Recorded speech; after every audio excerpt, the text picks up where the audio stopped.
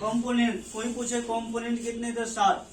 मुंह पे याद रहना चाहिए, resistor, capacitor, diode, transistor, transformer, coil, crystal. ठीक है, उसके बाद parts, mic, speaker, ringer, vibrator, charging jack, battery connector, SIM slot, memory card slot, hand free jack, ETC कर देंगे। ईटीसी यानी और भी आगे हो सकते हैं, हमसे जो हुआ हमने बोल दिया। ठीक है, उसके बाद किसी भी कंपोनेंट, 7 कंपोनेंट्स में किसी भी कंपोनेंट के बारे में आपको एक कंपोनेंट को बिल्कुल क्लियर होना चाहिए। हर चीज, टेस्टिंग, वर्किंग, रियल से डिनोटिंग डेटा, क्वालिटी, क्या काम करता है, ये सारी चीज बिल्कुल। अब मान लो 7 में से आपके पास कम से कम 2-3 भी हो तो बहुत है। धीरे धीरे देखो, एकदम से कुछ नहीं होता।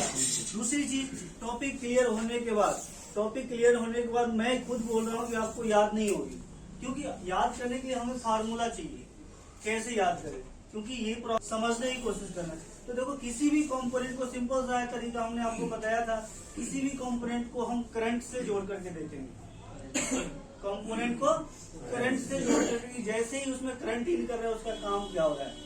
जस्ट फॉर एग्जाम्पल, फैन, पहले भी बताया था, करंट जाएगा घूमना स्टार्ट हो जाएगा। लाइट में करंट जाएगा जलना स्टार्ट हो जाएगा। तो उसी तरह रेसिस्टर में करंट जाएगा तो रुकावट पैदा करना स्टार्ट हो जाएगा। जो हमने लिखाया है वो चीज हमें नहीं बोलनी है।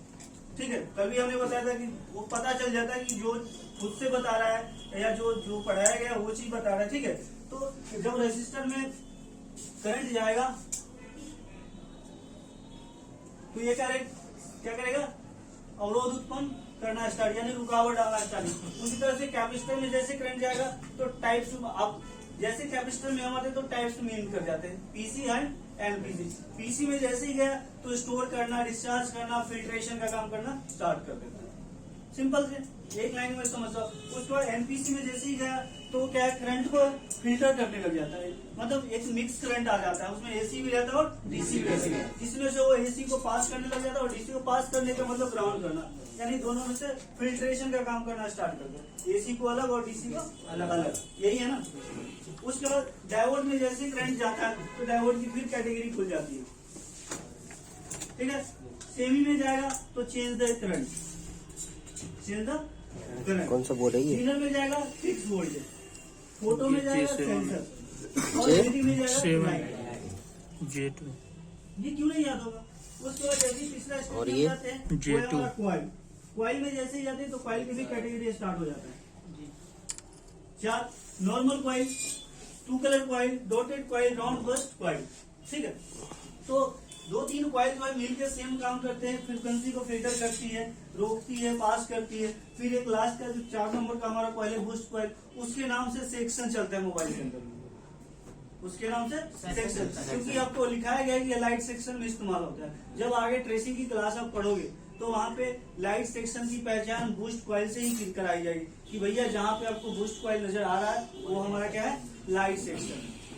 ठीक है, तो कुछ ऐसे कंपोनेंट्स होते हैं जिनके नाम से सेक्शन चलते हैं। अब आगे जब आप आईसी पढ़ोगे, सेक्शन पढ़ोगे, तो जब कंपोनेंट की नॉलेज नहीं रहेगी तो आप सेक्शन नहीं पहचान पाओगे, आईसी नहीं पहचान पाओगे, क्योंकि किसी भी आईसी की पहचान कंपोनेंट से ही होगी। क्लियर?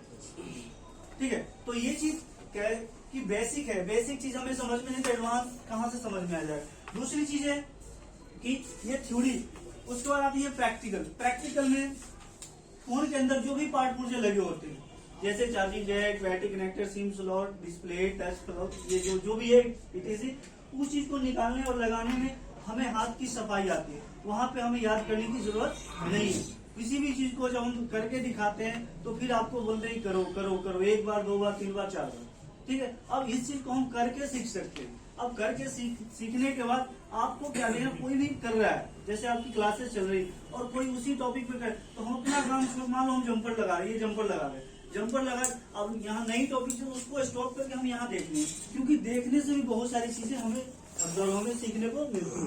ठीक है, अब किसी भी पार्ट को निकालने के सबसे पहले तरीका, जंपर नहीं लग रहा है, क्यों नहीं लग रहा, कंपोनेंट नहीं निकल रहे, क्यों नहीं निकल रहे, पार्ट्स नहीं निकल रहे, क्यों नहीं निकल रहे, क्यों हमें डालना जरूरी है, क्योंकि हम लगा रहे हैं तो जल्दी लग रहा है और आप लगा रहे हैं तो नहीं लग रहा है। तो वहां पे हम क्या गलती कर रहे हैं जिसके कारण कोई पार्ट्स नहीं निकल रहा है, कोई पार्ट्स नहीं लग रहा है, ये चीजें आपको ध्यान देनी है।